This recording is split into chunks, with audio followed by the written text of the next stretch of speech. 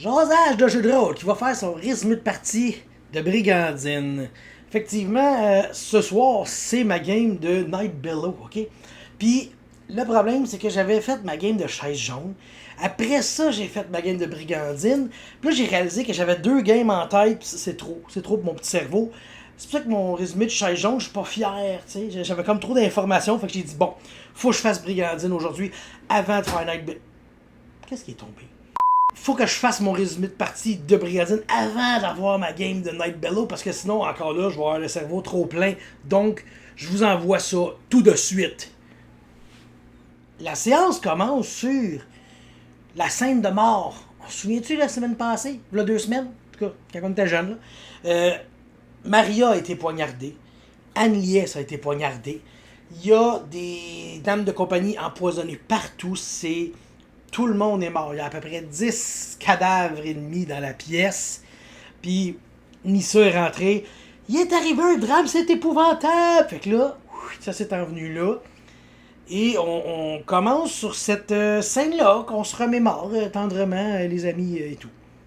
La scène que je fais, Carl s'en va à l'auberge. Parce que j'avais croisé une dame qui était une voyageuse, qui était venue m'aider à me relever après qu'elle ait brûlé mon Ben Tourlaville sur le bûcher, tu sais. Fait que je m'en vais la voir parce que je me suis dit, et si c'était la personne que les Croix-Noirs m'ont envoyé pour enquêter sur le drame du culte de l'envie qui s'est passé, je vais essayer d'aller parler subtilement, ramasser des infos, tu sais.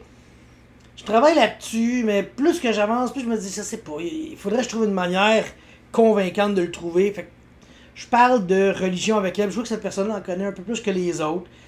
Puis là, au final, je dis, méfie-toi un peu d'Echner, j'ai des doutes, tu sais, ok. Mais c'est comme, c'est louche, ok. Cette scène-là, j'avais l'impression que je savais pas jouer. Je sais pas, j'essaie de faire de quoi, mais ça allait nulle part, ok. Je m'excuse, c'est ça. Après ça, on a Agnès alitée, bien sûr, parce qu'elle a été poignardée, elle a été avortée, elle est couchée dans son lit, elle est faible, blanche, tu sais. Et on a Jorgen, qui revient de la chasse. Tu te souviens de Jorgen, lui, monsieur, il y avait une belle petite partie dans la pourvoirie de la baronnie, petite chasse comme ça. Là, il revient. Première chose qu'on apprend, il y a un courrier qui arrive, puis ça vient annoncer la mort de Maria, l'agression sur Anne-Liesse, puis la mort de plein de monde. Fait comme, oh tabarnak! Fait que là, Jorgen, il te passe ça sur un estitant, il s'en va dans la chambre d'Agnès, il s'en va la voir, qu'est-ce qui se passe? Fait que là, elle commence à y décrire, à y expliquer la scène. Anne-Liesse lui annonce la mort de leur enfant. Jorgen ne le prend pas. Fait qu'il se met à péter plein d'affaires dans la chambre, pis tout, pis il est vraiment en colère, tu sais, pis là, Anne-Liesse, elle fait comme, elle réussit à essayer de le calmer un peu, il dit, bon, je m'en vais chercher de quoi boire, je reviens, avez-vous besoin de quelque chose, Anne-Liesse, je reviens. Là, lui, il s'en va. Et il s'en va dans la cour, où il y a, tu sais, les dummies de pratique de combat, tu sais, puis il s'en va, t'en décoller une coupe, mon gars, il varge dedans avec son épée. Il apprend pas à se battre, là. Il check la solidité de l'équipement, clairement. Fait que là, il brise plein d'affaires. Après ça, il se met à questionner Saint-Sybert. Il questionne le Dieu unique, là, parce qu'il se dit, voyons, pourquoi? Parce que là, l'histoire un peu de Jorgen, c'est que sa femme et son enfant sont décédés par le passé, par une maladie, si je me souviens bien. Et là, il revient, et son autre enfant qui aurait dû naître est décédé aussi. Fait que là, Jorgen, il est dévasté, il est détruit. Il re-questionne tout, tu sais. Puis là, Agnès, en tout cas, elle parle, puis elle dit c'est Maria qui a fait ça. C'est ça qui est arrivé, puis elle utilise même son mensonge éhonté pour être sûre que ça passe, puis tout, tu sais. Puis là, ce qui est vraiment le fun, c'est que Danny, a dit à Patrick, sur sa chaise, il a dit, si mon personnage découvre un jour que c'est ton personnage qui l'a stabé, je le tue. Tu sais, c'est entendu hors game, ok? Fait que là, il y a cet enjeu-là qu'on sait tous. Faudrait jamais que Jorgen apprenne que c'est Damnissa qui a fait ça, parce qu'il y a une tête qui tombe, ok? Puis juste ça, c'est... On est tous entendus, là. Tout le monde est d'accord là-dessus. il y a cet enjeu-là qui est rentré, puis ça l'a. Encore là, ça l'a monté la tension autour de la table, puis dans le jeu. C'est écœurant, pour vrai. Cette ambiance-là de tout le monde se surveille, puis je veux dire, regarde, ça a annoncé là. Vous allez voir la fin de cet épisode-là est juste malade, ok? Mais là, on a comme un cran qui a monté. On sent une tension intense. Là. Carl se pose un peu des questions, puis il s'en va au château. Il dit, je vais aller voir la scène, tu sais. Puis là, en arrivant là, il se dit, j'ai un sentiment que le culte de l'envie est encore ici. Tu sais, il y a encore un massacre qui a été perpétré dans le château. Fait que Carl est convaincu, lui, que le culte de l'envie existe encore. Fait que il s'en va un peu le dire, il parle, puis là, Nissa, elle arrive, tu sais, d'Amnissa. Fait que là, on parle avec Damnissa. On exclut la personne qui parle, mais Chris, non, c'est l'inverse. Je parle aussi. Fait que Carl parle avec Nissa, puis là, elle essaye de subtilement lui dire non, il n'y a plus de culte de l'envie, c'est pas le culte de l'envie, vous cherchez trop loin, vous doutez trop, vous réfléchissez trop, tu sais. Mais Carl, il est un peu pas là dans ce sens qu'il y a quelque chose, puis là, en plus, Damnissa, dernier épisode, ce qu'on voulait faire, c'était planquer des idoles, des fausses idoles de l'envie dans la chambre d'Hirschner. Parce que Hirschner, il a brûlé la meilleure amie de Carl. Fait que Carl, il a de la colère. Puis déjà que je suis ma feuille, je suis à colère plus 1 maintenant. Tu sais, un homme religieux à colère plus 1, c'est spécial. Fait que j'ai ça. Puis là, il arrive ci, puis il arrive ça. Fait que là, mon bonhomme, il est rendu que. Il est un peu obsédé par Hirschner qui dit lui, il faut qu'il débarrasse. Il faut qu'il saque son camp. Je veux que ça en aille, tu sais. Fait que là, il y a Odon qui nous appelle ensuite sur un petit conseil. Ah oui, juste avant, Carl se rend à la chambre d'Hirschner, puis je suis devant, puis je suis en train de réfléchir, parce que je peux pas juste y trancher la tête, ok? Je me vois pas faire ça. Je me dis, il faut que je trouve les faux idoles avec témoins pour montrer qu'Hirschner est corrompu, pour pouvoir le punir par la suite, tu sais, c'est du mensonge éhonté, tu sais. Il n'y a pas juste Annelies qui est capable. Carl est en train de se minder à ça, et il y a Frère Hoffman, tu sais, l'aveugle, là, tu sais. Fait que là, il s'en vient me voir aveugle, puis là, il me challenge un peu spirituellement par rapport à ça, tu sais.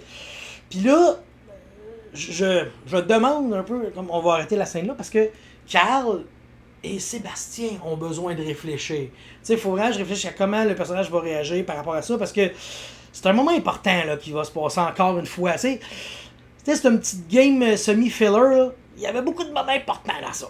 Fait que je fais comme d'accord, puis là, après ça, on se rend voir Odon, parce qu'Odon veut nous rencontrer. Bon, là, tout est replacé dans l'ordre. La rencontre avec Odon, en gros, il veut qu'on trouve les coupables. Il veut qu'on trouve qu'est-ce qui s'est passé, qui a fait quoi. Et Christophe s'en va pisser, ok? Mais il dit, moi je m'en vais aux toilettes, échafaudez votre plan comme vous voulez, dites-moi comment vous arrangez ça, et on le fait narrativement à la limite, tu sais. Fait que, ok, on passe ça de même, tu sais. Jürgen s'en va dans la chambre d'Hirschner parce que Jürgen un peu, il se dit que là présentement, Hirschner, comment dire, Hirschner a trop de pouvoir sur tout le peuple, sur le droit de mariage de lui puis d'Agnès.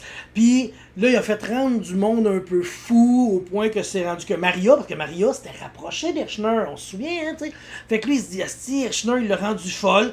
Fait que là, au point qu'elle a stabé Agnès parce que elle voulait pas de ça, tu sais. Dans la tête de Jürgen, ça commençait à bouillir que lui tout, Hirschner, il l'aimait pas. Puis là, Carl, il l'aimait pas. Fait que là, je fais comme, bon, allons-y donc à sa chambre pour le fun, tu sais, parce que moi, Carl, il voulait un témoin. Il voulait que quelqu'un trouve les idoles dans cette chambre-là. C'est parfait. On s'en va là. Jürgen décalisse la porte, te pogne le prêtre par le chignon, assis, puis te le sort de là. Puis, à ce moment-là, comme par hasard, Carl fouille, trouve les idoles du culte de l'envie. J'ai mes preuves et il y a des témoins, c'est génial. Tout s'enligne bien. On s'en va, on le calisse au cachot. Toi, mon petit Hirschner, tu restes en prison. Annelies, là, on skip du temps, le temps avance, tu sais. Carl prépare un bûcher pour brûler Hirschner, comme Hirschner avait fait pour son ami, tu sais. Après ça, t'as Agnès qui s'en va voir Hirschner, puis grâce à de la torture et tout, on réussit à le faire avouer que c'est un cultiste de l'envie, tu sais. C'était comme ça que ça marchait dans le temps, hein. Tu sais, on te faisait dire ce qu'on voulait que tu dises. Tu disais pas ce que c'était. Tu sais, fait qu'ils l'ont torturé, ils l'ont fait souffrir jusqu'à ce qu'il avoue un crime qu'il a pas fait au final, tu sais. Fait que là, tout est bien qui finit bien, esti. Je dis, aujourd'hui, on amène Hirschner sur le bûcher, je le brûle, je vais être heureux, ça va m'avoir fait du bien, toute ma colère va descendre. Anne-Liesse puis Jürgen auront plus un Hirschner d'impact, puis on va pouvoir continuer sur de nouvelles bases. Ça va être... Les champs vont fleurir en janvier. Mais là, Christophe, il écoute notre plan. Et il nous dit, mais vous commettez des atrocités, des mensonges. Là, c'était atroce, qu'est-ce qu'on faisait, ça se faisait pas, tu sais. Mais quand on pense que nos bonhommes, tu sais, quand je dis là, que la tension monte, puis que les bonhommes deviennent un peu fous dans cet univers de brigandine-là, qui est malpropre, qui est sale, qui est dégueulasse. Si vous avez des synonymes de ça à la maison, continuez la liste, là, j'aimerais savoir 12 mots, tu sais. Mais Christophe, lui, c'était atrocités, vous faites des atrocités, vous commettez des atrocités. Je commençais à me sentir un petit peu atroce, mais pas trop, tu sais. Fait que là, comme je dis, on s'en va pour... je dis, bon ben là, viens temps, mon Hirschner, on s'en va se faire brûler. L'église arrive, il ramasse Hirschner, il dit, nous, on s'en va avec, il n'y a plus d'affaires ici. Et ils partent avec. T'sais, on le sait qu'est-ce qui va arriver. T'sais, c'était un peu comme les prêtres pédophiles dans l'ancien temps. Oh, il y avait trop d'histoires. Ça, on va l'amener dans une autre ville. Puis là, quand il y a trop, on le change de ville. C'est ça qui arrive à Hirschner. Il y avait trop de problèmes où est-ce qu'il était. On va l'amener dans une autre ville. Hop là, il n'y a plus de problème. T'sais. Fait que ce que ça a fait, ça l'a encore une fois haussé la haine de tout le monde. Si moi, je voulais me dire, ah, si je le brûle, je vais être moins en colère. Eh non. Encore en colère parce que j'ai pas pu le brûler. Jürgen, il l'a eu encore. Puis Agnès aussi. Puis le pire dans tout ça, c'est que c'est l'idée des joueurs, ça. De dire qu'est-ce qui serait le pire? Qu'ils meurent pas. Qu'ils survivent. Puis qu'ils puissent revenir un jour nous taper dans le cul. C'était ça. Là. Fait que là on a déjà hâte de l'haïr encore. C'est pas difficile. Fait que pour conclure, nous avons effectivement échafauder un plan pour trouver un bouc émissaire pour protéger Anne-Liesse de toutes les affaires qu'elle a faites, pour essayer de se débarrasser d'un ennemi que Jürgen et moi, on avait. Tout ça dans le mensonge et les atrocités. Fait que c'était assez intense cette semaine. Là, on va skipper une couple de semaines, de mois, puis là, on s'en va voir la famille d'Agnès. On s'en va dans une autre baronnie, pas dans une autre baronnie, mais dans un autre domaine, je sais pas trop. Un autre duché, c'est ça. Voir la famille d'Agnès, puis continuer l'histoire. Puis là, on recommence. Fait que là, on s'en va quelque part parce qu'il n'y en a pas de marbre. Checkez-nous bien arriver.